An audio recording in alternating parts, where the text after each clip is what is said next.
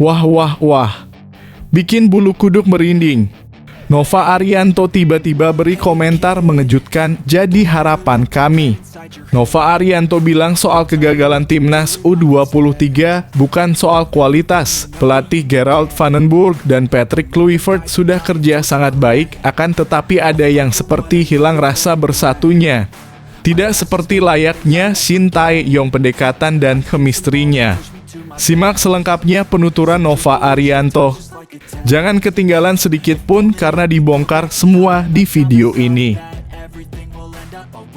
Tekanan publik makin kuat. Nasib Gerald Van den Burg di timnas U23 Indonesia bergantung satu sosok di PSSI. Seperti apa keputusan PSSI? Di-reshuffle kah? Atau tetap menangani Garuda Muda?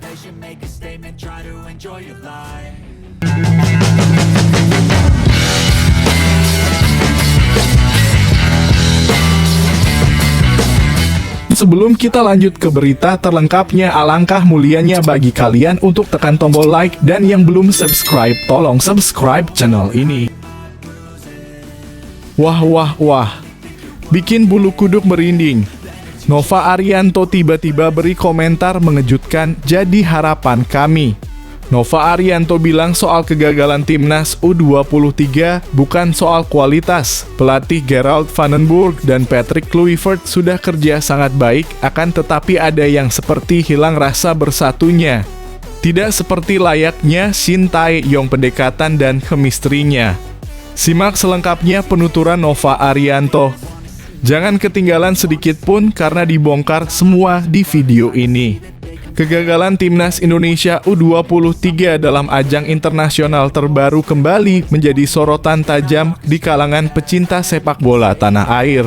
Banyak pihak mempertanyakan mengapa tim muda yang memiliki kualitas mumpuni baik dari segi pemain maupun pelatih justru gagal tampil maksimal.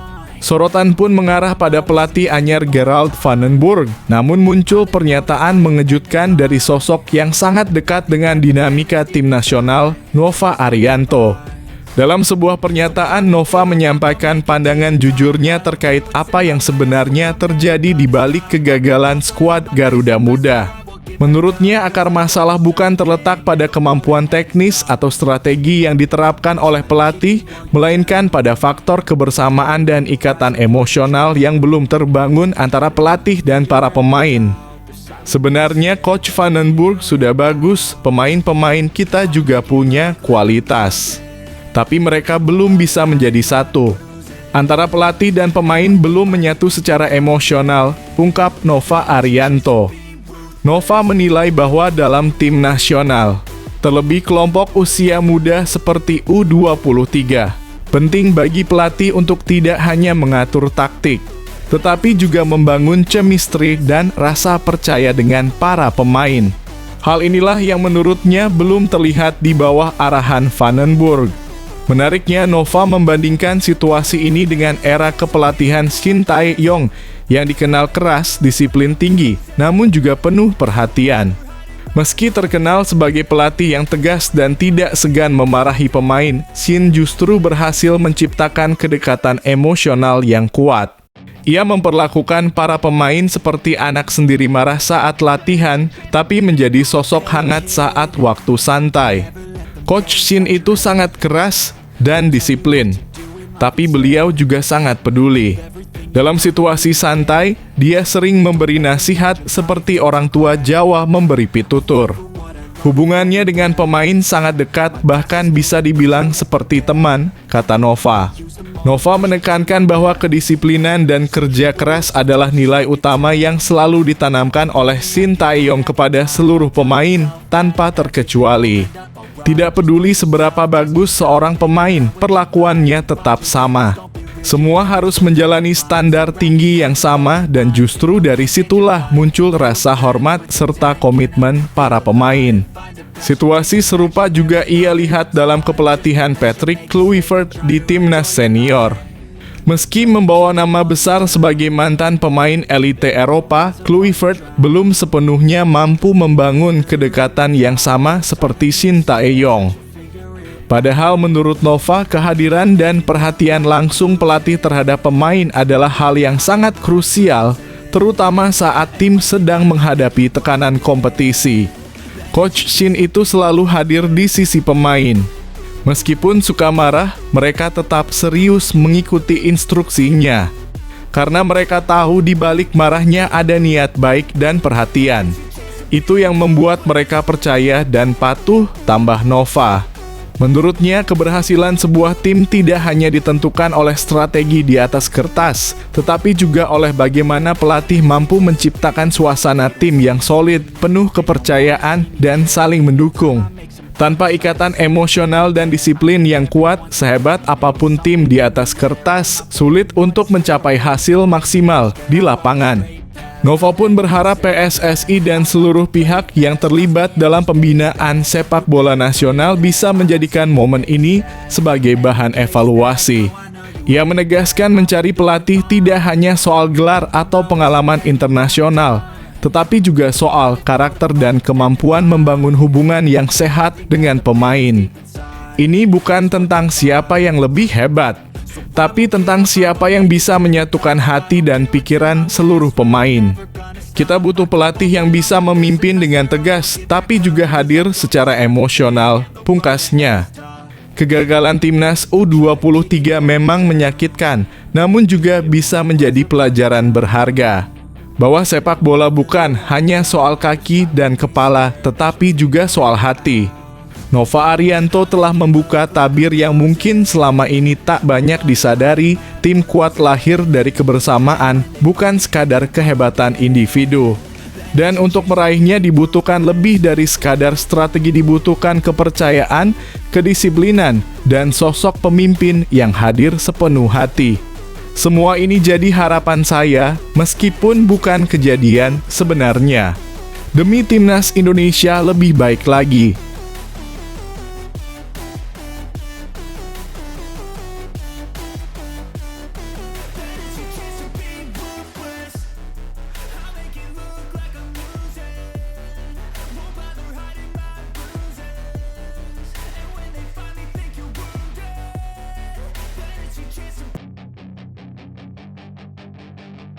Tekanan publik makin kuat, nasib Gerald Vandenburg di timnas U23 Indonesia bergantung satu sosok di PSSI. Seperti apa keputusan PSSI? Di-reshuffle kah? Atau tetap menangani Garuda Muda? Tekanan publik di media sosial menguat usai Gerald Vandenburg gagal membawa timnas U23 Indonesia ke putaran final Piala Asia U23 2026. Timnas U23 Indonesia gagal ke putaran final Piala Asia U23 2026 usai mencatatkan 4 poin dalam 3 laga. Anak asuh Gerald Vandenburg kawan-kawan ditahan imbang tanpa gol oleh Laos dalam kurung 0-0. Pada laga kedua, timnas U23 Indonesia sebenarnya berhasil bangkit dan membuka harapan lolos usai menang 5-0 dari Makau. Sayang, tim asuhan Gerald Vandenburg dipastikan gagal menembus putaran final usai kalah 0-1 dari Korea Selatan. Gerald Vandenburg dipastikan tidak bisa meneruskan pencapaian Shin Tae-yong bersama timnas U23 Indonesia di Piala Asia U23 2024 lalu. Pada edisi sebelumnya, timnas U23 Indonesia berhasil menembus babak semifinal. Pencapaian spesial Shin Tae-yong bersama Garuda Muda jelas jadi beban berat bagi Gerald Vandenburg. Sayangnya, Gerald Vandenburg gagal menjawab ekspektasi publik dalam 2 turnamen perdananya bersama timnas U23 Indonesia. Sebelum gagal di kualifikasi Piala Asia U23 2026, timnas U23 Indonesia harus puas jadi runner-up ASEAN Cup U23 2026 usai kalah dari Vietnam pada partai puncak. Tentunya PSSI dituding jadi pihak yang paling bertanggung jawab atas hasil negatif timnas U23 Indonesia dalam 2 turnamen perdana bersama Gerald Vandenburg. Erick Thohir selaku Ketua Umum PSSI sudah menjatuhkan keputusan soal nasib pelatih asal Belanda. Pihaknya menyerahkan nasib ke Alexander Swiers selaku Direktur Teknik PSSI yang baru. Tadi kan Technical Director sudah ada stratanya, ujar Erick Thohir saat ditemui di Stadion Gelora Delta Sidoarjo, Selasa, dalam kurung 9 September 2025. Jadi akan direview, kita lihat video bersama. Dan saya rasa ya kalah sama Korea 1-0, ya enggak bagus. Tapi ya tim yang bagus Korea. Kalau kita lihat ya hasilnya kemarin mungkin waktu lawan Laos saja kita yang seri. Tapi apapun ya, kita harus tadi review nanti dari tim teknis. Lanjutnya, pihaknya menegaskan bahwa nasib Gerald Vandenburg akan dievaluasi dalam rapat bersama BTN dan Direktur Teknik. Nanti Technical Director kan review, ujar Erick Thohir. Kan stratanya sudah ada. Iya, jadi sudah ada Technical Director, sudah ada BTN. Nanti kita ini juga review sama-sama, ujarnya.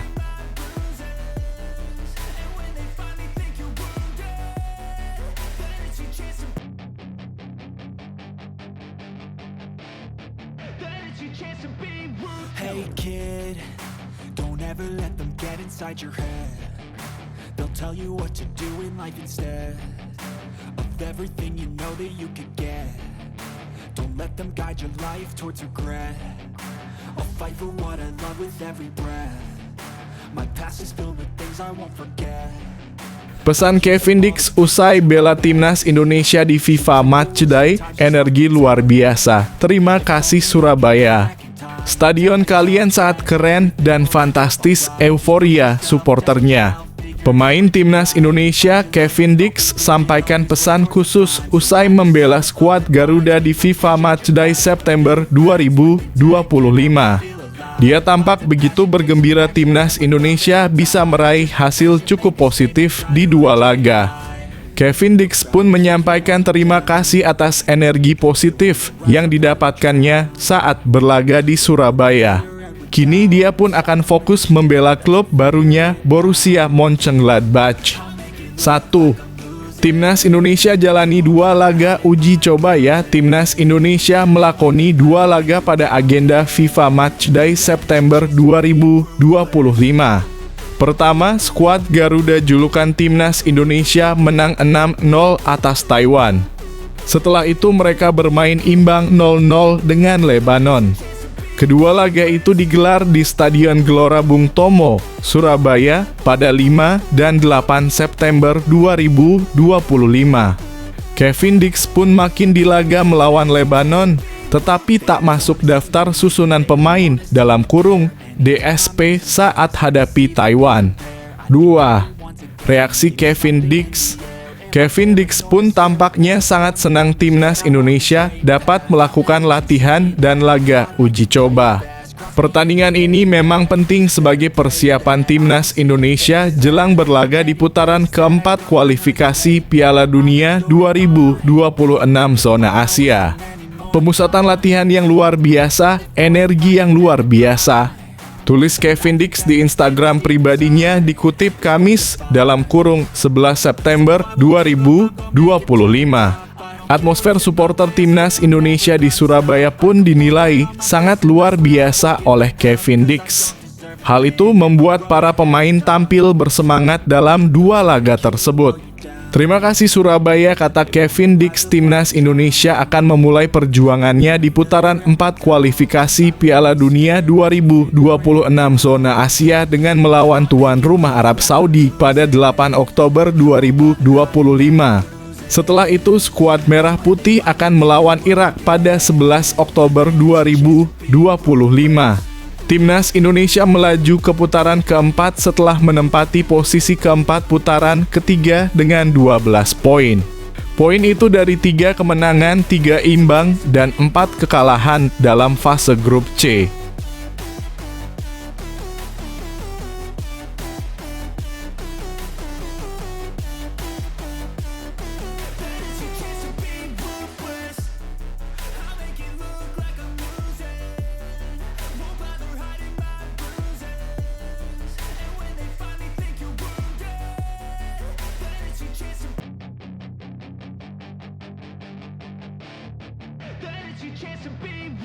Hey kid, don't ever let them get inside your head. They'll tell you what to do in life instead of everything you know that you could get. Don't let them guide your life towards regret. I'll fight for what I love with every breath. My past is filled with things I won't forget. I use them all to push me to my best. So treat the worst of times just like a test.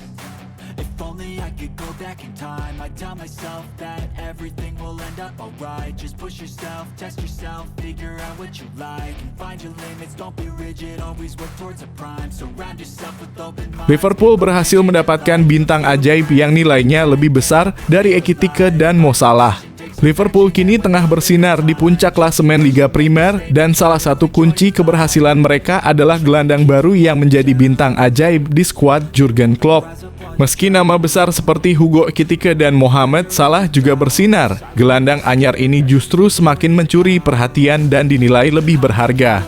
Hugo Ekitike dengan harga awal 69 juta sudah menunjukkan awal yang menjanjikan dengan mencetak gol cepat di Liga Primer dan Community Shield. Sementara Mo Salah yang sudah mencetak 246 gol dan 114 assist masih menjadi andalan utama Liverpool meski performanya belum sepenuhnya meledak musim ini. Namun, momen yang benar-benar mengangkat Liverpool terjadi lewat aksi Dominik Szoboszlai. Tendangan bebas sempurnanya berhasil memecah kebuntuan saat pertandingan melawan Arsenal dan menggemuruhkan Anfield, membawa Liverpool terus melaju tanpa kalah. Dengan performa menawan Szoboszlai, apakah menurut Anda ia pantas disebut bintang paling berharga Liverpool saat ini? Bagaimana pendapat Anda soal perbandingan dengan Ekitike dan Salah? Yuk beri komentar.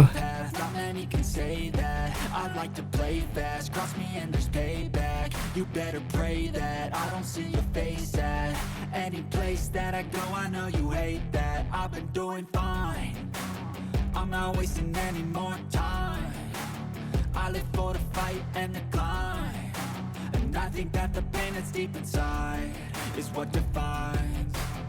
So I won't give up, I'm gonna make it to the top. I don't care what's in my way, I swear I'm never gonna stop. Kabar buruk untuk Man City. Omar Marmoush cedera jelang derby kontra Manchester United.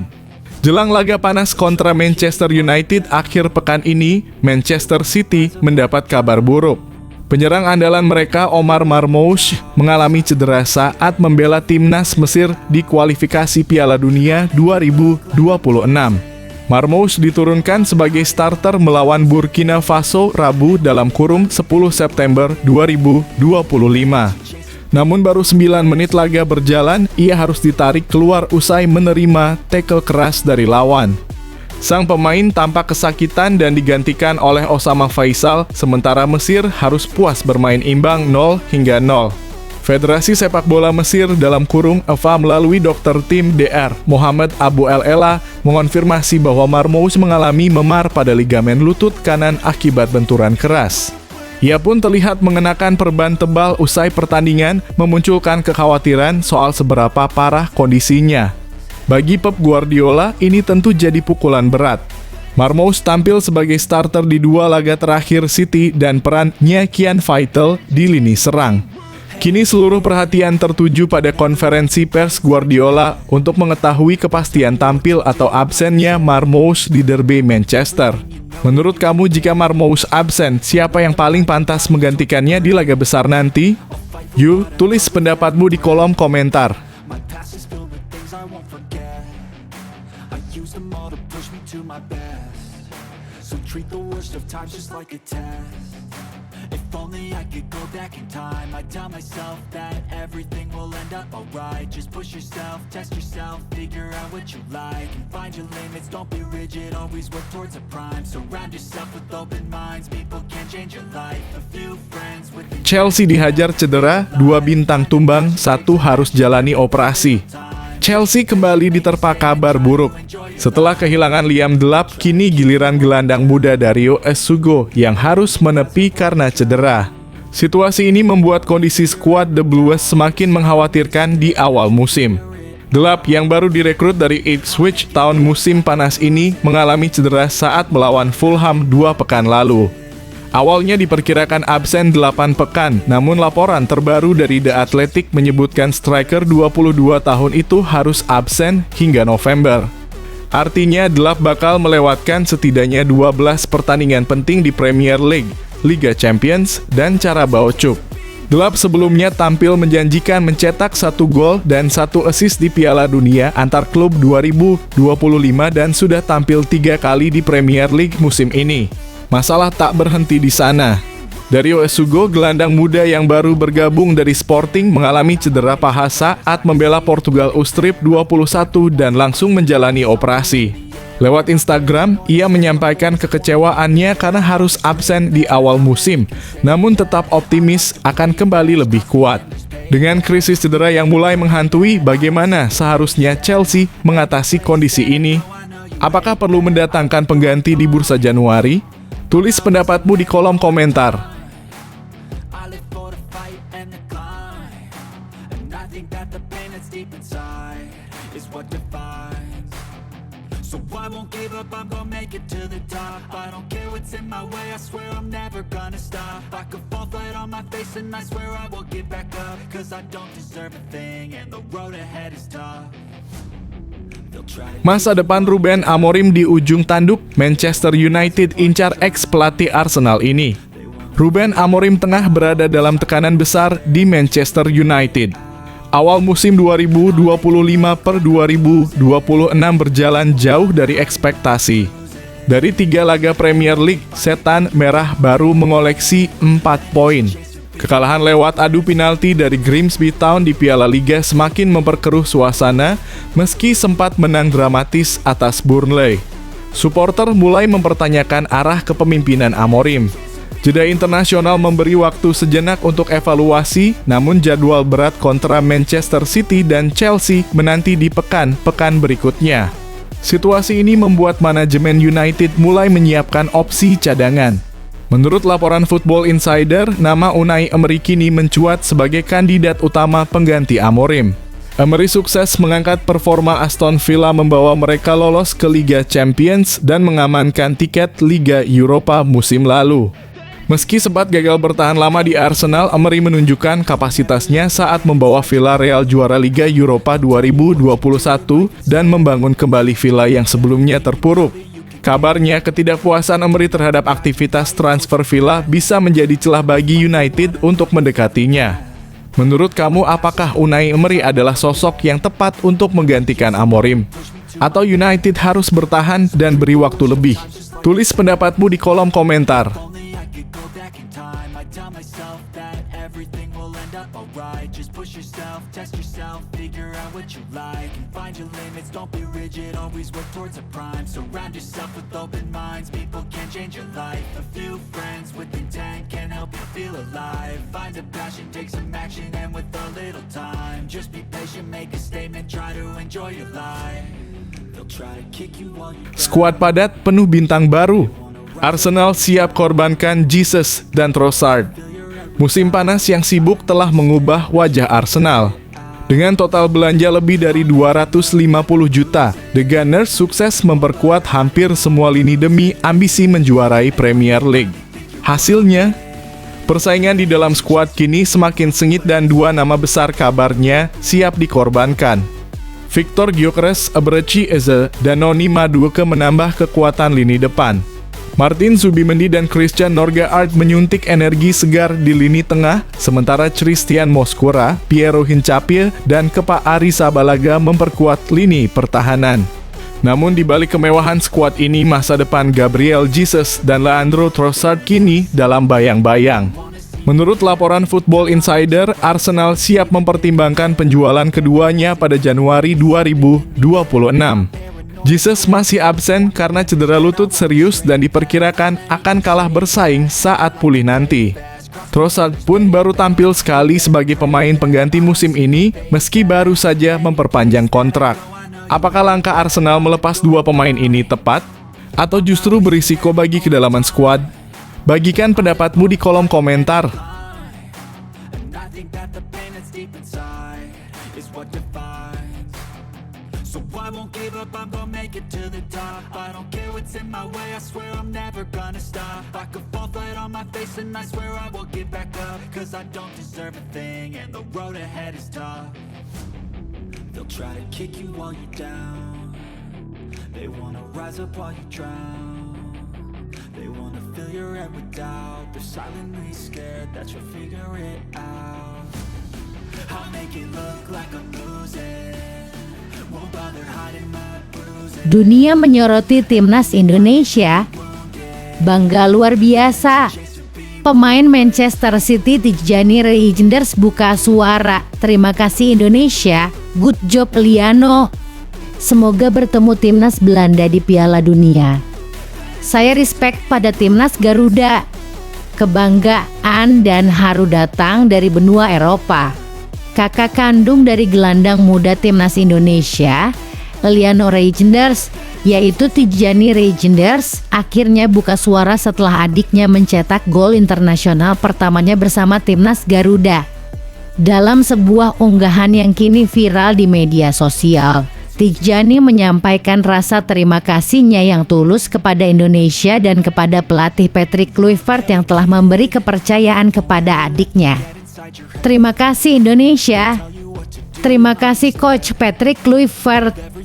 Akhirnya adik tercinta saya diberi kesempatan dan mencetak gol internasional pertamanya. Saya bangga sama Liano.